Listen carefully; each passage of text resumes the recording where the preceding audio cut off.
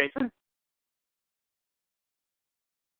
Thank you. Thank you, John. Thank you, Liz. Thank you, Betsy. I'm going to be sharing today experiences with open notes in pediatric subspecialty clinics, work that we've been doing at Stanford Children's, where I was also a clinical informatics fellow the previous 2 years. Next slide. And I also wanted to disclose that I currently work at Stanford, but I also have another job where I work at a company called DocAI. However, this presentation is purely related to my work at Stanford. And Stanford Children's is primarily a pediatric and obstetric hospital, but also has subspecialty clinics and primary care clinics. This is our team for Open Notes. Natalie Pagler is our Chief Medical Information Officer, Zalan Lee, our Associate Chief Medical Information Officer, along with Adam, Paul, Tom. We're the core of the team working on Open Notes, but we also closely collaborate with our Parent and Family Advisory Council at Stanford Children's. In today's presentation, I want to talk about what we've been doing with Open Notes at Stanford Children's. I want to share initial findings from an Open Notes survey that we did last year, and then end by briefly touching upon some of the challenges and opportunities ahead. And before I dive into it, I wanted to just share, this was a publication last year in Pediatrics between myself, Natalie, and Fabienne Bourgeois at Boston Children's about why Open Notes is so important for pediatrics. And I think it really highlights a lot of the same points that Betsy made about being able to help families be more involved in their care, to be able to better coordinate care between specialists, and really allowing adolescents to learn their own health history and stories as they become more independent in their healthcare visits. And this is a figure from that paper just showing how there's all this information in patient portals, like lab values, messages, medication lists, but notes really tie all of that information together, and Open Notes helps to empower patients and families to be at the center of sharing that information with whom they choose. And so to talk about the first part, I'm going to share what we've been doing at Stanford Children's. And so I'm not going to go into the details of this slide, but this is based on a paper by Thomas Payne with the initial Open Notes implementation for any hospital deciding to go live. These are some of the questions that you might want to think about and some of our decisions. So just wanted to put this out there for people to see some of the decisions that have to be made. Next slide. And so we know from the Open Notes literature that for patients, it's best to have a system-wide rollout and that all patients should have access to their notes. However, there are a number of different tensions to balance, and one of the big ones is that many frontline clinicians feel like there are a lot of changes being made to how they practice medicine, to how the EHR works, and often can instead of being supportive, can turn against the idea. And so even though the literature has shown that most of the fears that physicians and other providers have are unfounded, there was really a lack of pediatric literature, and so it was harder to convince many of the frontline clinicians who had concerns about Open Notes. And so we took this approach where anyone starting in 2016, any clinician had the ability to share a note in the portal, but to share them by default, we took a department by department approach. Next slide.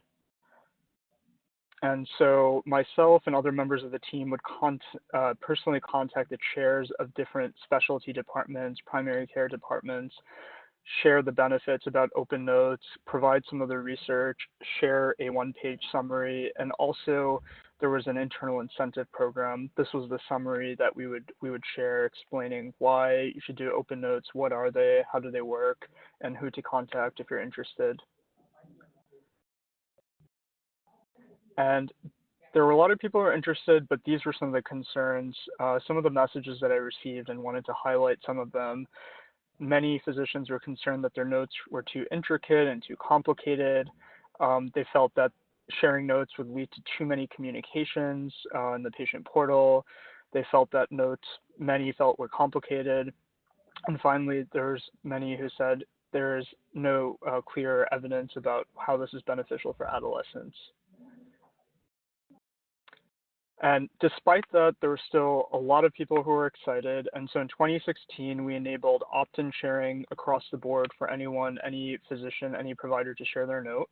And then since that time, we've been turning different departments live with open notes, which means that all of the clinicians within that department, their notes are shared by default. And so it started with a pilot in 2016, and every year we've been adding more and more departments. And one of the newest things that we've added is actually operative notes from some of our surgical specialties. Their operative notes are also shared. And these are some of our read rates. This is the exact dashboard we get to see which of our notes are, how many notes are shared within each subspecialty and how many of those notes were viewed. So just wanted to share some of the data since January 1st of this year. And we have about 25,000 notes which were shared and an overall read rate or view rate around 4.8%. But it's highly variable depending on the department, where some departments such as reproductive endocrinology and infertility have close to a 20% read rate. And so we've been delving into some of those, looking at how some of the specialties are talking about open notes to understand why some specialties have higher read rates than others. And so currently anyone can share. As I mentioned, some are shared by default, and notes right now are only shared with patients who are 0 to 11 years old and above 18. We are still working on sharing notes with adolescents and have a little bit about that at the end, and I think the next presentation will go deeper into that.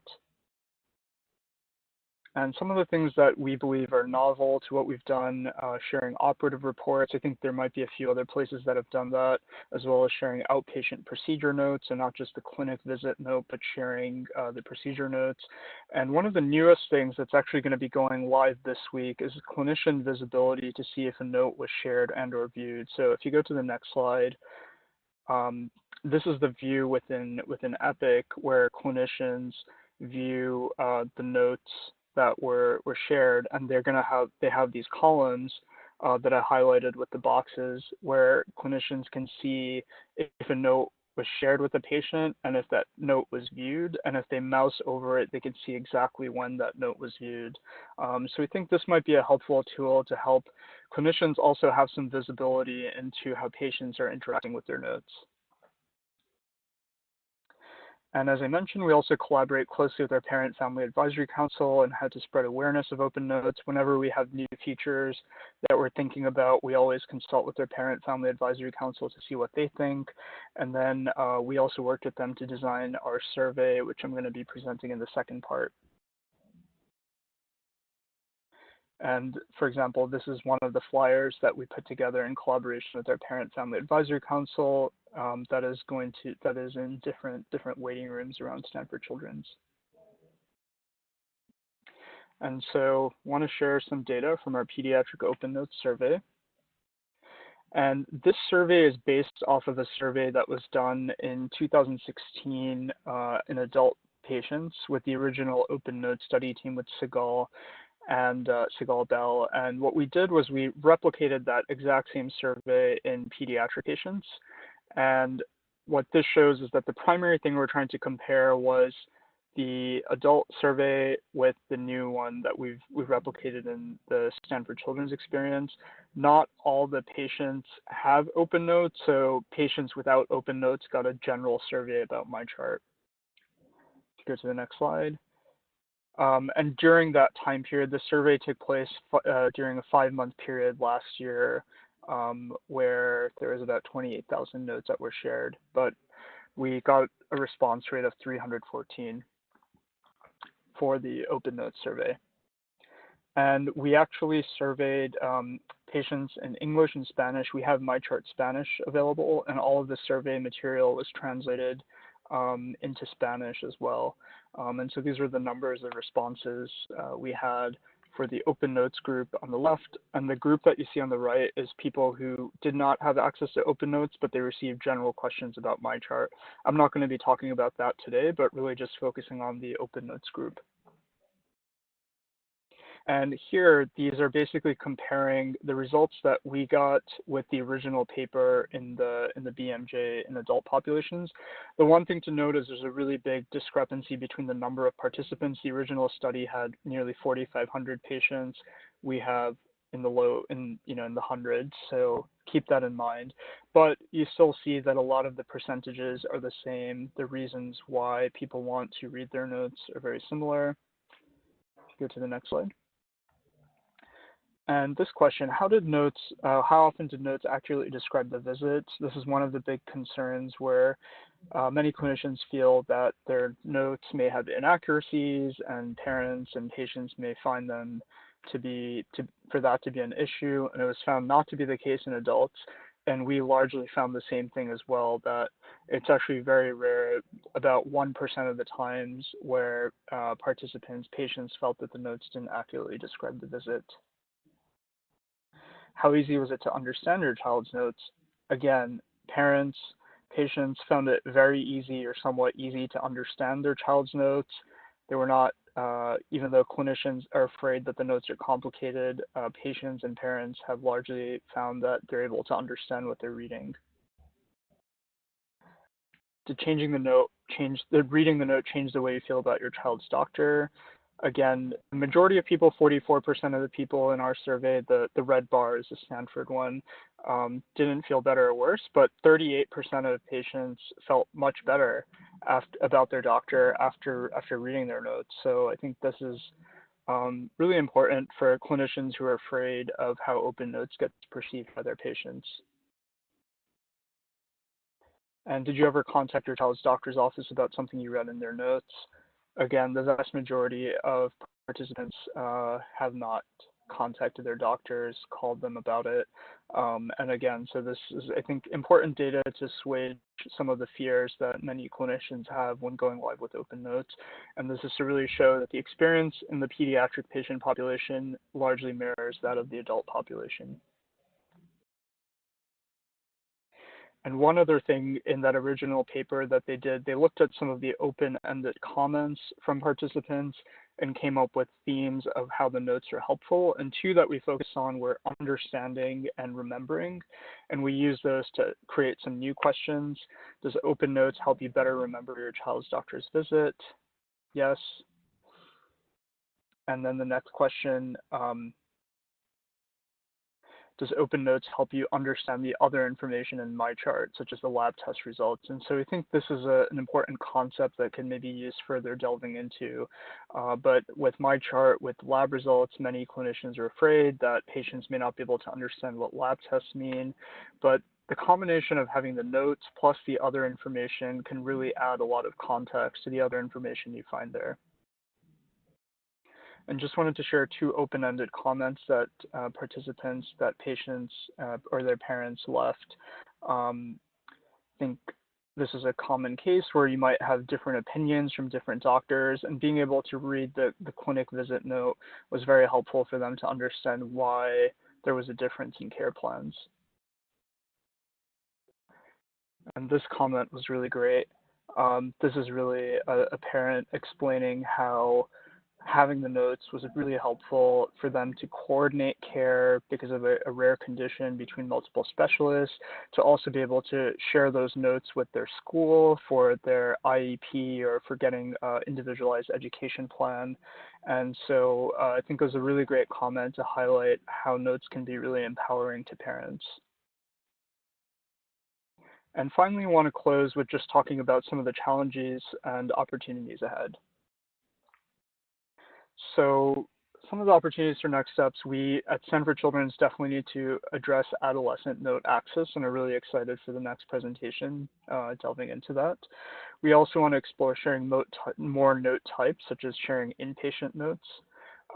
We're also talking about how do we educate trainees, medical students, residents, fellows, the future doctors, future clinicians who are going to be entering a world of much more transparency, and how do we start to have a conversation around how they get educated about open notes and documenting in a way where you're actually collaborating and participating with patients that you're taking care of. And finally, how do we start to think about the idea of our notes or patient-contributed documentation? So these are some of the things that we're having conversations around in different stages and are some of the opportunities ahead. And then just have two more slides to talk about the adolescent challenges. So the next presentation is going to dive deep into sharing adolescent notes, but two of the challenges that we've talked a lot about is the lack of granularity and also an issue of adolescent feeling pressured. So the lack of granularity, you might have, for example, a 16-year-old patient. Could you just go back to the previous slide? Thanks, sir. A 16-year-old patient with type 1 diabetes is taking insulin, but maybe they also have received an antibiotic prescription for sexually transmitted infection. And in many states, they have the right to receive treatment for sexual health, for mental health, substance abuse health without their parents' involvement. And so the challenges in the patient portal is that it's often hard to separate out information with medications, lab tests. And so that lack of granularity is a big challenge. And then the other concern that has always come up is even if you're able to separate out the information and teens have a separate portal they can log into, there could be a situation, some anecdotal evidence to suggest that teens may be pressured by a parent to share their password, or it might be inadvertent. So these are some of the issues that we've been talking about. And on the final slide, just had some solutions. We're talking about how to create notes with better data granularity, where if we had listings of sensitive diagnoses, medications, lab results, might be able to separate that out in notes better, and there's different approaches there. And then we've been talking about this idea of an SOS or kill switch, where if an adolescent was concerned about their parents accessing their portal information, they would have the ability to deactivate their account so that nobody could access that until it was reinstated. And so that's an idea we've been talking about to give adolescents an additional layer of privacy and security in the event that they felt compelled to share their information with their parents.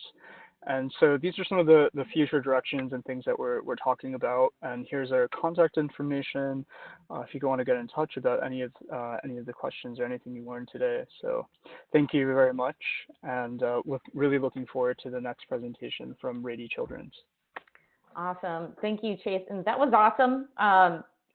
Yes, awesome. Leave these emails up for those of you who are taking notes and want to learn more about what's going on at Stanford Children's. And I do want to say, for those of you who are leaving questions and commentary in the chat box, I'll pull that up again. Once we get after the next presentation, we'll pause and do just Q&A around pediatrics and adolescents for a period of time. So those comments will be brought up again, so thank you. So I'm excited to introduce our next presenters. Our next two presenters are both from Rady Children's Hospital in San Diego. Cindy Kelbs is the Chief Medical Information Officer at Rady